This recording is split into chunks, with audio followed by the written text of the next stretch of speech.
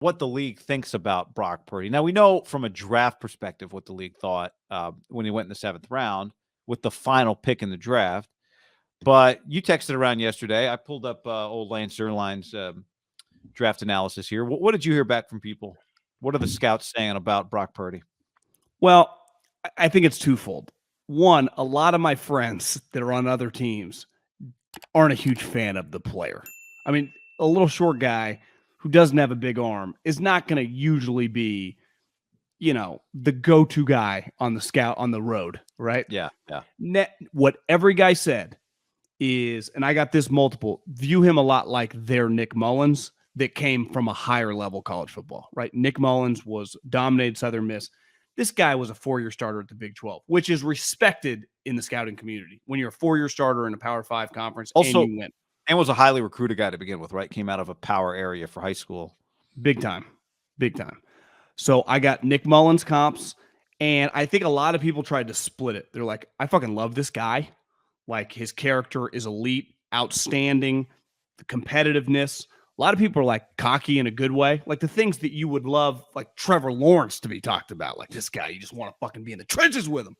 Zach Wilson, like his football character, A+, easy to see why there might have been a large contingent of them in the 49ers buildings like this guy. And then when you factor in Nick Mullins level, like because the knock on him is his size. He's small. There was a picture that I forwarded you, the 49ers tweeted out of the quote that Brock gave after the game on Jimmy Garoppolo. And just like, Jimmy is not secretive. He's helped me this whole time. He's basically like, this sucks. Jimmy's been awesome to me. Jimmy's not the biggest quarterback. I would say from NFL standards of starting quarterbacks, he's probably in the 50th. He's somewhere in the middle, right? If anything, trended toward the other and not the high end of like large athletes. Him next to Purdy, he looks really, really big.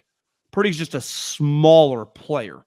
And his arm, from someone told me that scouted him in the preseason, he thought he clearly had his strength training with the Niners. Like his arm looks slightly better. I think his knock in college was arm not great. And the one thing that happened at Iowa State, which I think this is going to be an argument with Will Levis, who's a much better prospect, but like he's not playing with NFL wide receivers. So he played with sweet NFL running backs. Breece Hall is going to be a study towards ACL this year, and David Montgomery on the Bears is really good. So they had a good running game, but when they had to pass, I think he would turn into like Farvian, and he threw picks in huge games, right? I mean, against Baylor, against Oklahoma. I'm just picking these teams. I'm not sure exactly, but I mean, these were on Fox. I mean, a lot of people watching that lost them the game in the second half. Like I got a text from a scout that said, I went through Iowa State. He actually said, I went through Iowa State and I went through whatever Jimmy school is, Eastern Illinois. He said, I think Jimmy clearly was a much better prospect coming out just from size, strength. But Brock, from a character standpoint, is everything you want. A lot of coaches don't like a smaller guy that can't see, but he's really athletic and he can move. The problem is with his arm limitations, in his mind, in college, he didn't know what they were, and it kind of bit him in the ass, the program. Though their head coach, who was, I think it's fair to say, has turned big jobs down over the years, was a highly sought-after guy, I think is on record as saying he's the most competitive player he's ever coached. And Matt Campbell, I think, is viewed as kind of like just a blue-collar, tough guy coach. Like that is not just when you get – there's certain coaches like that just talk like Steve Spurrier. Like it's hard to kind of, decipher. Like sometimes it's just bluster. Like when certain coaches talk, like, I think he means it. And you don't just start for the guy for 4 years in that conference. So there are questions about the physical skills. And I think he went where he went. Most teams were not going to draft him. Let me put it that way. Not based on the person. The person, he's a top 50 level prospect, right? And you see the way the 49er players talk about him. The way he's wired, big cock Brock, baby. It's just athletically, actually, he's better than Jimmy. He's faster. And you saw it in the game a couple times. He's just his quick twitch muscles are just a little quicker than Jimmy's, but his arms just not quite as strong as Jimmy, who you'd say, what do you think? Throws about 93. Brock's probably throwing about 90. Yeah, I think what helps Jimmy is his release is quick. And I think you saw it. We'll talk about Brady, but it's always stood out about Garoppolo. It has through all the ups and downs with Jimmy. The one thing that's always been clear with him is he he has modeled his release after Tom's. Like that, you see it. It's very obvious with him. And so with Brock, you know, I went back and watched the game again today, as many people have. And, you know, on his first drive, he got flushed from the pocket and he ends up outside the numbers and tries to throw it all the way back across the field into traffic. It was a disaster. It was a disastrous decision. And there was a penalty on the play and the ball wasn't intercepted anyway. And it worked out and it was fine. You and I were having this conversation off of the pod about how many times has he been picked by the 49ers defense in practice? Like because to me, one of the benefits of playing the 49ers defense is not just that you get confidence if you succeed against them, but also that the speed of the game should be, you're not getting game speed practice, but you know, if you throw an interceptable ball, Jimmy Ward or Charvarius Ward, or if you're late on a throw, Hufanga, or definitely the linebackers, right? You're not getting the pass rush. But if you don't put enough depth on a ball over the middle, like Fred Warner's just going to pick it off or knock it down or something. And I'd be curious how much that has happened to him in practice. I think it would be a good thing for it to happen to him. Like when you talk about the most competitive guy I've coached, to be competitive, to believe you belong, is to think you know, I am your equal. I belong here with the rest of you. And it does worry me a little bit because I think the number one, and I said this on Sunday, it's weird as it is to say, the recipe for how the Niners win hasn't changed. It's not like they just went from a quarterback who throws a bunch of deep bombs to a guy who can't, and now they have to change their offense. If you look up and the Niners run the ball 5 straight times to start the game with Brock, you can't just assume it's because Brock's the quarterback that they're doing that. They may do that with Jimmy. So what concerns me is that Jimmy did not turn the football over, and Brock Purdy has to play the same way. He must. You know, that's a Mullins thing too. If you want to make a Mullins comp, Mullins has some playmaker in him. You know, Mullins' debut, remember, was that shootout with the Rams. He threw 3 touchdowns, threw for almost 300 yards. He also threw 3 picks that day. So I go back and look at the Mullins 18 season. He was 13 touchdowns, 64%. All right, pretty good. 10 picks. Yeah. You can't have, that is, and it's tough. How do you tell a guy don't do this when all of that is what has gotten him to this point? That's really hard. I have a hard time blaming a player who's done all of this stuff that has got him to this point. Part of it is he's been a playmaker. And now you're saying, hey, sometimes don't do it. Because guess what? Sometimes you need him to do it. He made some really good throws in that game. Some tight window throws, some gutsy throws, some ballsy throws, some throws that a scared quarterback can't make. He made them. He got out of the pocket on the move, believed he could make a play, and he made a couple of plays. So you may just have to live with it, and it does increase the pressure on your defense, all that kind of stuff.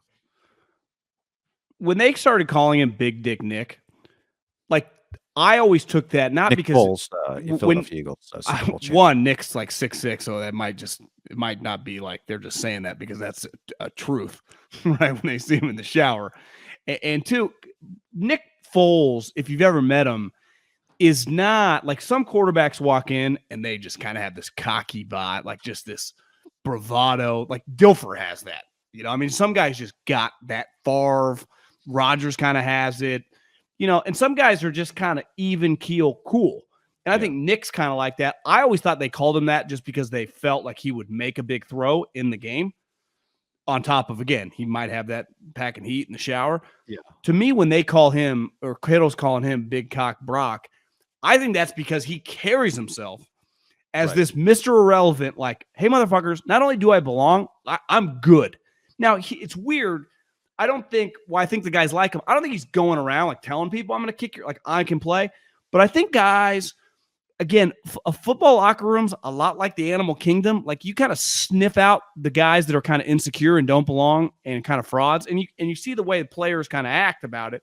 And then you realize, especially in the Niners locker room, a lot of different personalities. But as we've covered now for the last couple of years, and they've been in these big games, a lot of dudes that are dudes. Like Dre Greenlaw, Fred Warner, you're at practice, they carry themselves completely different, right? Like Dre Greenlaw is actually, I guess he did. No, I think it was Fred. Was it Fred that hit Ayuk, or was it Greenlaw and the one that started that big brawl? It might have been Greenlaw, huh? I think it was Fred. Fred got attacked. You're right. It was Fred. But like Fred was the loudest. But yet those other 2 guys, even Alshire, carry themselves like when they're in the game, like they will fucking knock your head off. So the toughness standpoint, like everyone's sniffing at, and I think that's why Ayuk has really carried this. So I think those guys took his level, like, motherfuckers, you think I'm scared of you guys? That started in practice. And then he's carried it over to the games. And he's just become, sometimes when you see a little scuffle, you're like, there's 11 right in the mix, because he's just like developed it. And I bet if you ask Fred and all those guys now, Jimmy and those guys that go against him in practice, they're like, yeah, man, this guy is just taking it to another level. He's always kind of had it in him, where I think Purdy, you're fighting for survival a little bit more when you're Mr. Irrelevant. Because I was in the car last night and Maria was like, I saw on Instagram they were comparing him to Nick Foles. Like, it's a similar story, right? The starting quarterback gets hurt. Ironically, this is the Niners' second starting quarterback. But like Super Bowl level team, guy gets hurt late in the season and he comes in. Can he lead him like Foles? And I'm like, I do think the Foles story, like Foles is 6'5". He was a third round pick. There's been a lot more Nick Foles just on teams than a seventh round last guy who's small. But he's not a total underdog story because he started in the Big 12. And like you said, he was a big recruit. He's kind of a unique story. That's the way I would say, because he's small. He's not like coming from Sac State. That's like when people say he's an underdog because of where he got drafted. But he'd go like, fuck, I lit up Oklahoma State, Baylor. Like I beat Matt Rule. You know. Well, I think I think Foles is this way too. And different guys, it works for them differently. For being the last pick, Brock's thing, it doesn't seem like, I don't really know him, but the sense you get, it's not chip on the shoulder, right? It's kind of I just believe in myself. It's not, I was the last pick, chip on my shoulder. I remember when he got drafted, they do down Coronado Island in Southern California, the last pick, they have a parade for him. I remember watching, it's like this 9-minute video. I think the Niners posted it back months ago of Brock. And he's just like, they do all this random shit. You're having a good time. They put you on a boat. They have a little parade for you. They take you to breakfast. It's kind of goofy, but he just embraced it. He was having a good time with it. And, yeah, it was I thought just a good window into his personality. Not that this impacts the 49ers, but I in a scouting meeting, people like this, like his brother's a legit player, like Chuba, Florida State. And now he's at Nebraska. I mean, there's a chance that he's the starting quarterback in Nebraska for Matt Rule last year. I mean, this isn't just, I just don't think he's some little engine that could, the way he's going to get talked about, right? Use Nick Foles as an example. If Nick Foles had his career at Iowa State, Nick Foles probably a first rounder. Think about Nick Foles end up in the fourth at Arizona. Was he a fourth rounder? I think he was a third round pick. But they were terrible, and his coach got fired. And really the reason like Andy Reid liked him is because he would never give up in the fourth quarter. Like he had a lot of moxie to him, but it wasn't because he was throwing like 35 touchdowns. His team was god awful. But if he had done at that size at Iowa State, I mean Foles is 6'4", 6'5", right? He's huge. He got recruited to Michigan State to play. QBs are huge. Yeah. By the way, Foles in the Zach Wilson kind of grew up not with no money, but grew up a good dude and pretty well grounded, humble guy.